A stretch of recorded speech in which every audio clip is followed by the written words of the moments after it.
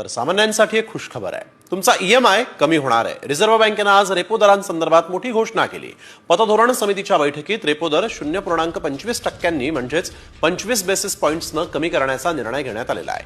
आरबीआयचे नवे गव्हर्नर संजय मल्होत्रा यांच्या अध्यक्षतेखाली पतधोरण समितीची बैठक पार पडली.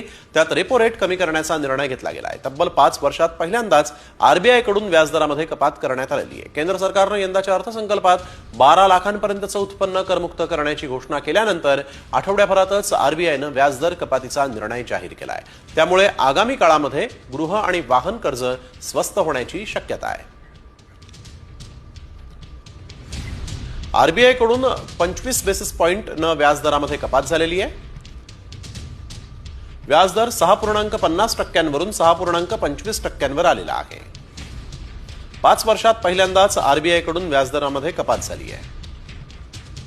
गृहकर्ज वाहन कर्ज स्वस्त होणार आहे. 12 लाखांपर्यंतचं उत्पन्न करमुक्त केल्यानंतर आता आरबीआयकडून व्याजदरात कपात झालेली आहे.